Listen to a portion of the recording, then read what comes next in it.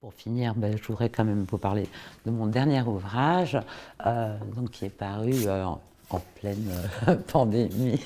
donc il n'a pas eu peut-être un succès retentissant. Enfin, donc j'en ai très peu parlé en public. Il s'appelle Sacrifice et violence, réflexion autour d'une ethnographie au Népal. Il est paru donc dans une nouvelle collection qui s'appelle Ethnologique, dirigée par Philippe Descola, aux éditions Mimesis. Et donc c'est un petit peu un livre de synthèse en fait, qui reprend un certain nombre des éléments que j'ai présentés dans mes différentes interventions. Ce qui m'a intéressé dans ce sujet, un vaste sujet finalement assez oblitéré, puisque la plupart des théories religieuses ou anthropologiques du sacrifice ne s'arrêtent pas à la violence que le sacrifice met en jeu. C'est tout à fait remarquable dans vraiment le fondement anthropologique de l'approche du sacrifice, qui est l'essai de Hubert et Moos, où il y a une sorte d'occultation de ce moment central et qui se lie par exemple dans leur ambition avait été de dresser ce qu'ils appellent un schème sacrificiel, donc qui se découpe en trois parties, avec le premier qui s'appelle l'entrée, donc un processus dynamique, un dernier qui est la sortie. C'est un vocabulaire qui est encore souvent utilisé pour parler du sacrifice en anthropologie, mais la partie centrale, on est quand même un peu étonné de voir qu'elle s'appelle la victime. Or, bon, alors, on pourrait s'attendre à ce qu'il y ait une action ou un processus décrit dans l'appellation de cette partie centrale, même si évidemment une victime, il y a une action sur elle. De fait, c'est sa définition. Mais dans finalement leur théorie, qui est plutôt je pense, de nature religieuse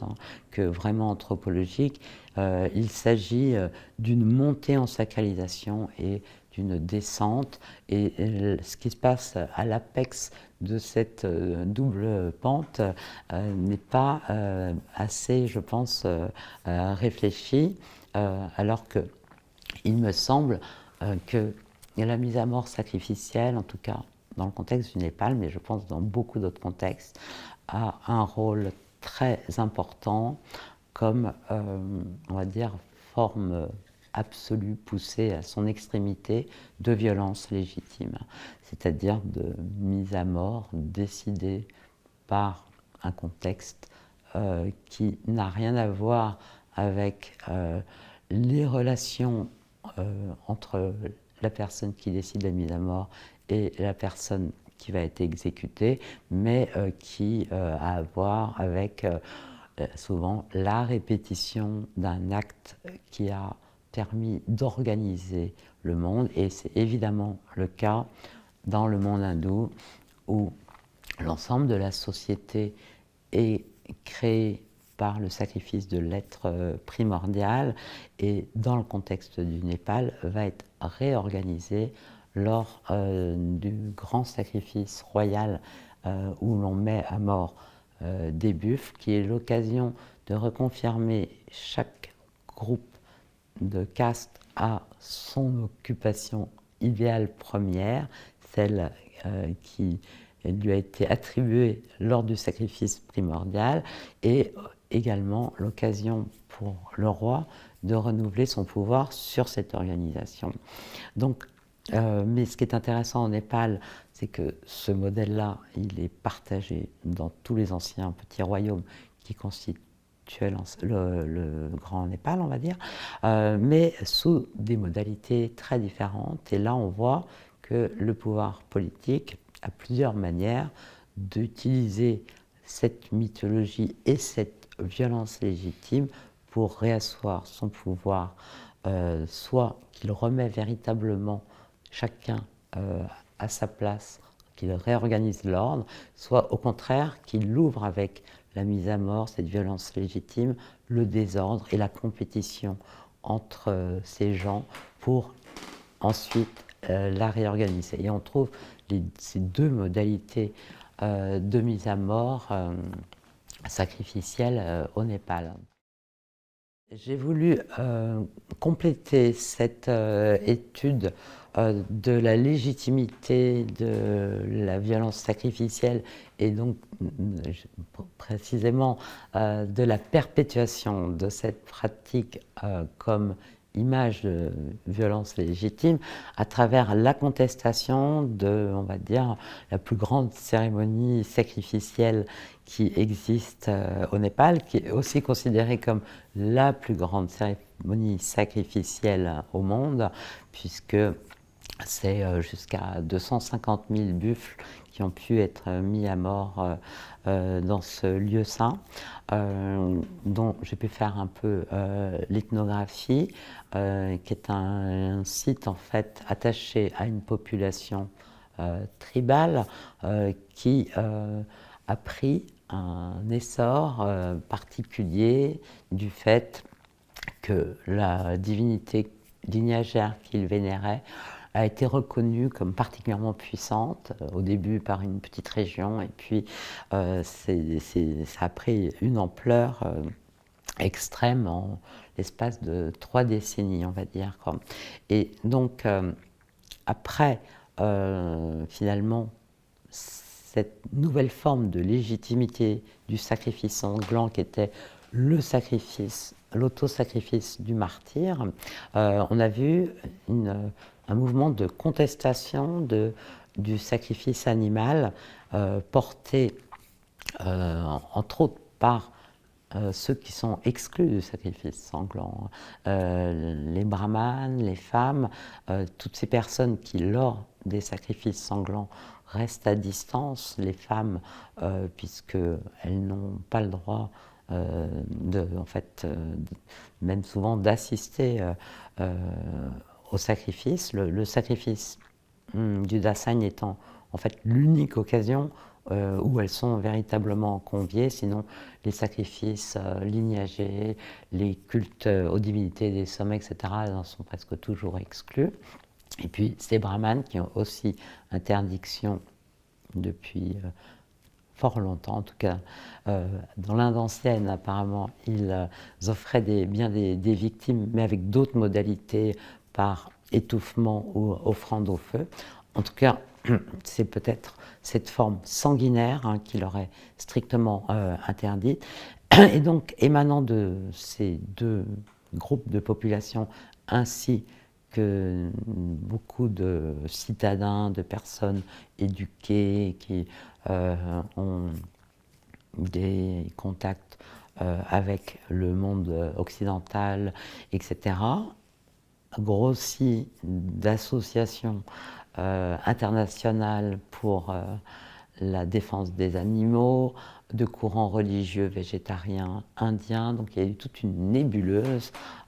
qui s'est mise en place dans l'idée d'interdire le sacrifice sanglant à ce sanctuaire de Garimai, puisque c'est ainsi que s'appelle la déesse.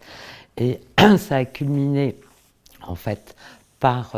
une action auprès de la Cour suprême où en fait un groupe quel qu'il soit, ou même un individu, peut saisir la Cour suprême sur une question d'intérêt public. Et donc ça s'appelle un litige d'intérêt public. Ça n'existe pas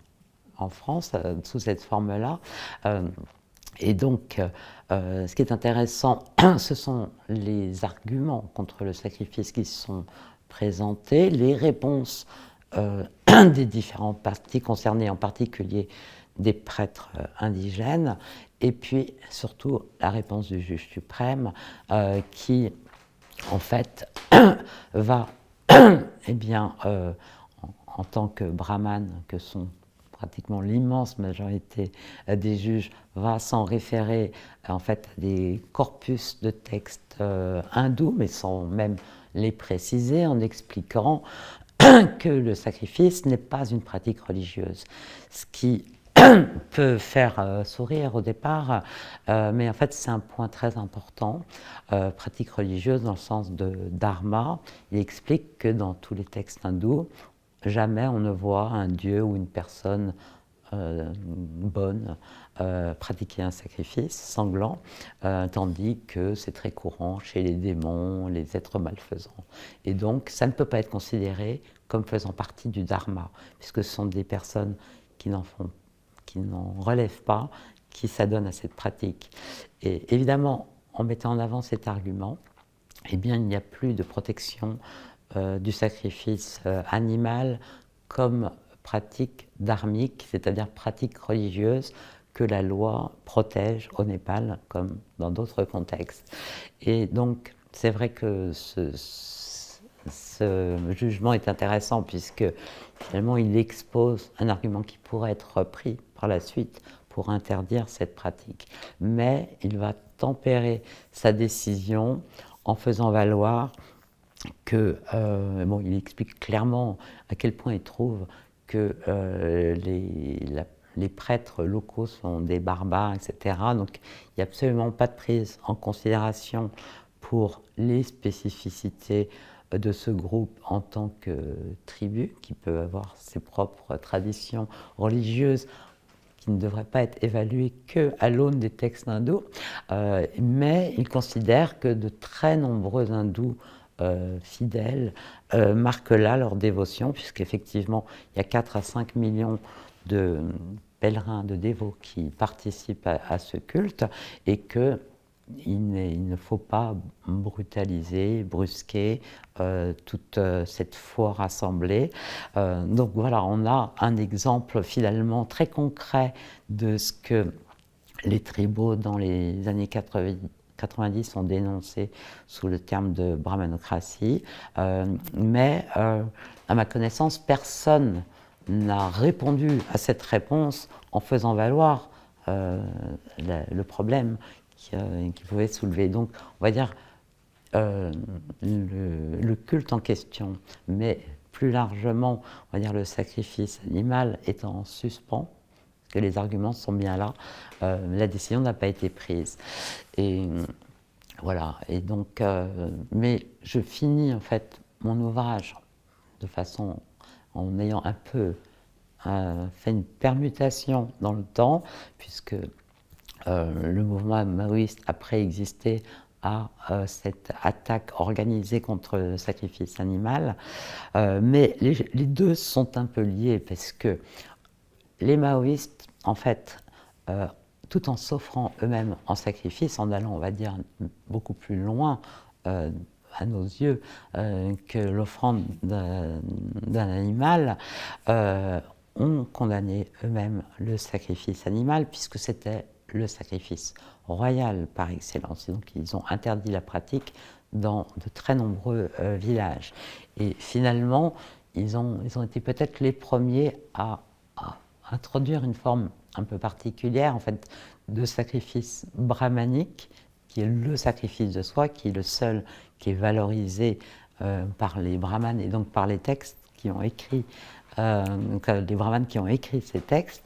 tandis que le sacrifice guerrier, kshatriya, n'est pas soutenu par une littérature qui le légitimerait d'un point de vue moral, et on le voit réapparaître dans sa forme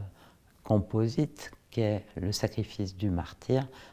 qui combine les deux, surtout si on prend en considération le fait que de très nombreux jeunes ont été conduits au sacrifice du martyr par on va dire, une organisation qui les menait un peu malgré eux, on va dire, hein, puisque le parti maoïste a utilisé plusieurs ressorts, qui est à la fois celui du sacrifice de soi comme l'acte le plus noble, mais il a également procédé à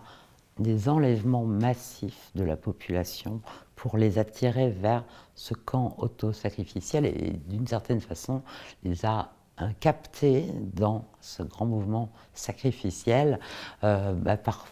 de nombreux procédés, alors en particulier en enlevant, alors là vraiment littéralement les jeunes, les adolescents à l'école pour leur faire des stages